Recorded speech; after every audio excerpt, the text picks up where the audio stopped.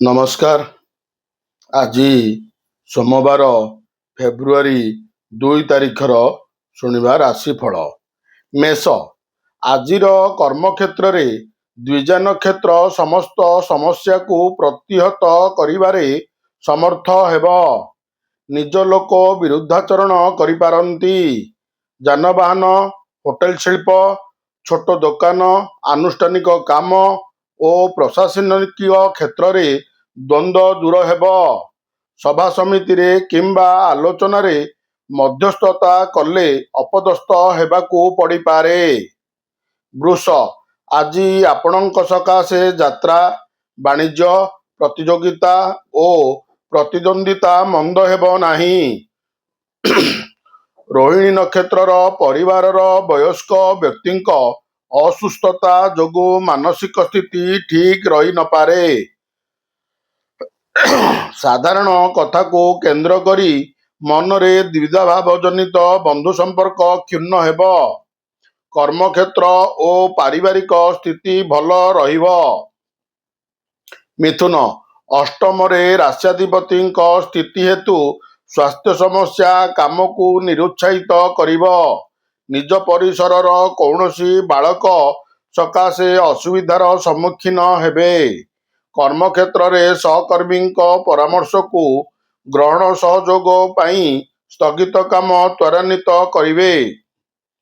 ଅଳଙ୍କାର, ଔଷଧପତ୍ର ଓ ସୌଖିନୀ ଦ୍ରବ୍ୟ କ୍ରୟ ପାଇଁ ଖର୍ଚ୍ଚାନ୍ତ ହୋଇପାରନ୍ତି।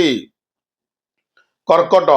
ଅଷ୍ଟମସ୍ଥ ରାହୁଙ୍କ ପ୍ରଭାବରେ ପର କଥାରେ ପଡ଼ି ଭୁଲ ମାର୍ଗର ଅନୁସରଣ କରିବେ। ପ୍ରଶାସନିକ କ୍ଷେତ୍ରରେ ଅର୍ଥ ସମ୍ପର୍କିତ ଆଲୋଚନାରେ ଅଧିକାଂଶ ସମୟ କଟିବ। ବନ୍ଧୁଙ୍କ ଦ୍ୱାରା ଅନୁପ୍ରାଣିତ ହୋଇ ଧାର୍ମିକ କାର୍ଯ୍ୟରେ ସହଯୋଗର ପ୍ରତିଶ୍ରୁତି ଦେଇପାରନ୍ତି। ଯାତ୍ରା ସମୟରେ ଅଜଣା ଅଶୁଣା ବ୍ୟକ୍ତିଙ୍କୁ ବିଶ୍ୱାସ କରି ଅସୁବିଧାର ସମ୍ମୁଖୀନ ହୋଇପାରନ୍ତି। ସିଂହ। ରାଶିରେ କେତୁଙ୍କ ଅବସ୍ଥିତି ଯୋଗୁଁ କୌଣସି କାମ ଉତ୍ସାହପ୍ରଦ ହେବ ନାହିଁ। ଅନ୍ୟମାନଙ୍କଠାରୁ କିଛି ଖବର ଶୁଣି କିମ୍ବା ମିଥ୍ୟା ଗୁଜବରେ ମନ ଚହଲି ଯାଇପାରେ। ବ୍ୟବସାୟରେ ଓ ପରିବହନରେ ବିଶେଷ କିଛି ଅସୁବିଧାର ଆଶଙ୍କା ନାହିଁ। ଆର୍ଥିକ ଦୁଃସ୍ଥିତି କିଛି ମାତ୍ରାରେ ବଦଳିଯିବା କାରଣରୁ ସାମୟିକ ଆଶ୍ୱସ୍ତି ଅନୁଭବ କରିପାରନ୍ତି। କନ୍ୟା।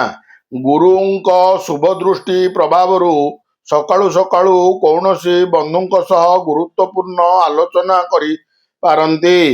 ବାଣିଜ୍ୟ, ସାହିତ୍ୟ ଚର୍ଚ୍ଚା, ସାମ୍ବାଦିକତା ତଥା ଏଜେନ୍ସିରୁ ଖୁସି ରହିବେ। କର୍ମକ୍ଷେତ୍ରରେ ଉପରିସ୍ଥଙ୍କ ଦ୍ୱାରା ଆଦେଶପ୍ରାପ୍ତ ହୋଇ ଦୂର ସ୍ଥାନକୁ ଯାତ୍ରା କରିପାରନ୍ତି। ସ୍ୱାସ୍ଥ୍ୟ ସମସ୍ୟା ସାଙ୍ଗକୁ ଅର୍ଥ ସମ୍ପର୍କକୁ ନେଇ ଭାତୃବିବାଦ ଦେଖାଦେବ। ତୁଳା। ସପ୍ତମାଧିପତି ଚତୁର୍ଥ କେନ୍ଦ୍ରସ୍ଥ ଯୋଗୁଁ ପାରିବାରିକ ସମସ୍ୟାକୁ ସମ୍ପର୍କୀୟଙ୍କ ସହାୟତାରେ ସୁଧାରି ନେବେ। ସରକାରୀ ସ୍ତରରୁ ପ୍ରତୀକ୍ଷିତ ଖବରଟି ଆଜି ବନ୍ଧୁଙ୍କ ଜରିଆରେ ପାଇବାର ଆଶା ରହିଛି। କଳା, ସାହିତ୍ୟ, ସଙ୍ଗୀତ, ଚଳଚ୍ଚିତ୍ର ତଥା ସଭା ସମିତିରେ ସୁନାମ ମିଳିବ ଓ ବିଶିଷ୍ଟ ବ୍ୟକ୍ତିମାନଙ୍କ ଦ୍ୱାରା ପ୍ରଶଂସିତ ମଧ୍ୟ ହେବେ। ବିଛା। ଭାବପ୍ରବଣ ରାଶିରେ ଚନ୍ଦ୍ରଙ୍କ ସ୍ଥିତିଜନିତ ଅତୀତ ଘଟଣାକୁ ମନେ ପକାଇ ମାନସିକ ସ୍ଥିତି ଠିକ୍ ରହିବ ନାହିଁ।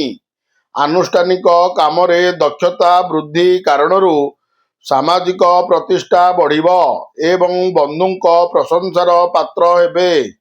ବିଭିନ୍ନ ସମସ୍ୟାରେ ଦୀର୍ଘ ଦିନରୁ ସ୍ଥଗିତ ରହିଥିବା କାମଟି ଆଜି ସହକର୍ମୀଙ୍କ ସହାୟତାରେ ସମ୍ପନ୍ନ ହୋଇଯିବ।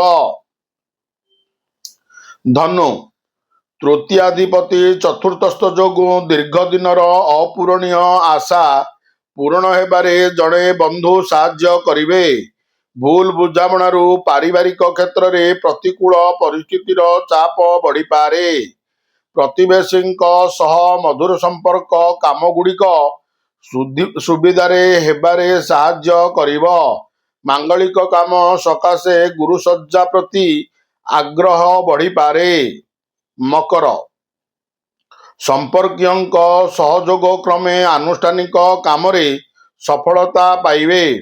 ଅତୀତ ଘଟଣାକୁ କେନ୍ଦ୍ର କରି ପରିବାରରେ ବିବାଦୀୟ ପରିସ୍ଥିତି ସୃଷ୍ଟି ହୋଇପାରେ। ଧନିଷ୍ଠା ନକ୍ଷତ୍ର ଅନ୍ୟମାନଙ୍କ ଭୁଲ ଧାରଣା ଯୋଗୁଁ ଭଲ କାମ କରି ମଧ୍ୟ ନିନ୍ଦା ଶୁଣିପାରନ୍ତି। ପ୍ରକାଶନ, ପ୍ରଶାସନ, ଶିଳ୍ପ, ବାଣିଜ୍ୟ ବ୍ୟବସାୟ, ପରିବହନ ଓ ଏଜେନ୍ସିରୁ ଖୁସି ରହିବେ। କୁମ୍ଭ, ଅସଜଡ଼ା ପରିସ୍ଥିତି ମଧ୍ୟରେ ପ୍ରିୟ କଥା କହି କର୍ମକ୍ଷେତ୍ରର ସମସ୍ୟାକୁ ସୁଧାରି ନେବେ।